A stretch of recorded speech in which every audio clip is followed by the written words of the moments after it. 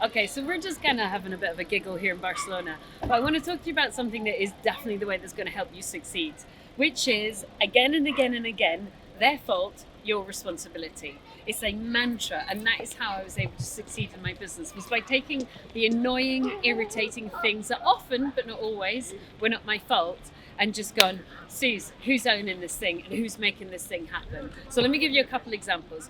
I used to regularly buy blocks of flats with tenants in situ, because you tend to get a really good deal, because not many people want to buy a small block of flats and not many people want to buy property with tenants in place, yeah? And the first time I did that, I assumed that the lawyer would know what to do because it was the first time I'd done it. So obviously I'm relying on their expertise. I'm paying them hundreds of pounds an hour. But there's a notice that you have to serve your tenants, which is you have to serve them a particular notice to give them your new address. Otherwise, they do not legally need to pay you rent. Did my lawyer do that? No. Was it his fault? Yes. Did I instruct him? No. Oh, I'm in Barcelona, so you get lots of lovely chatty kids.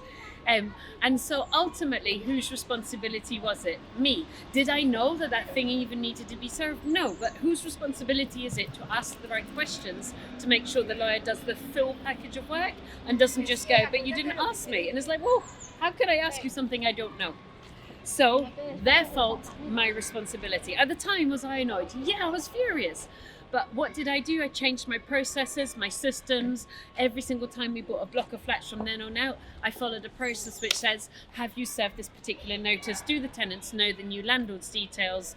And can I see a copy of the notice you've served? So it's no longer not going to happen. Or, and this one, oh my God, this one had me banging my head against a brick wall. Early, probably like year 2 of my deal sourcing business, my deal packaging business, we used to do, we ended up doing 45 million quid's worth of property for 30 million quid, and we used to sell on package deals to people, and they're really good deals. And we had these two lovely, and they were adorable human beings, these two lovely ladies. And this was early on when I assumed that investors could take all the steps as kind of grown up investor adults. So but at this point they still used our panel of solicitors, but it was their job to get their own money, so you know what's coming, don't you? So these two ladies, they bought this deal, and I worked with the solicitor to make sure that the deal was ready to get over the line. And then I picked up the phone and said, right, the deal's ready. Have you got, is your money ready? And they went, what do you mean is our money ready? And I was like, yeah, you're buying this deal. That's the only thing you have to do is get your money. Like, you know, inside I'm thinking, and we do everything else. And they went, but Suze, we thought you were getting our money for us. And I didn't know whether to laugh or cry, but ultimately, you know, their fault, your responsibility. So very sadly, we couldn't proceed with those investors because they didn't have their money ready, because I don't know what they thought. They thought I was just going to give them the money to buy my own deal. Like, that's mad. Why wouldn't I just keep the property myself? So we had to untangle that deal from them, take them out of the group, sell the deal to somebody else. And at the time, I mean, I didn't know whether to laugh or cry or bang my head against the wall. And of course, we are literally ready to exchange and I don't have an investor. You know, none of those situations are particularly good fun at the time. But you got a choice, haven't you?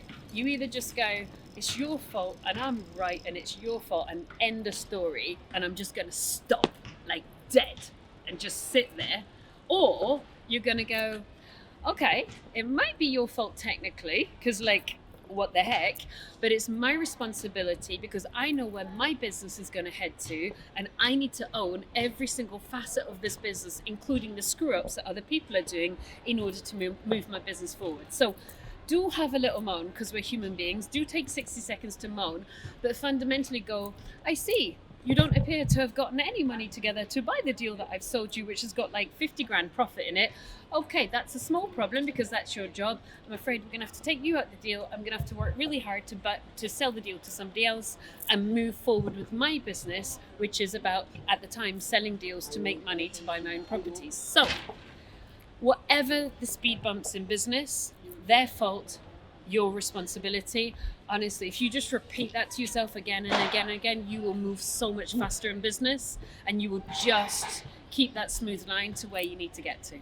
Good luck. Couple of things. If you're watching this on YouTube, subscribe, because we produce tons of videos, and have a quick look at my website full of brilliant property education for you to download, which is thegoodpropertycompany.co.uk. All right. Sourcing discounted deals is how you make serious money in property, but how do you start? Free checklist. Click, link, download now.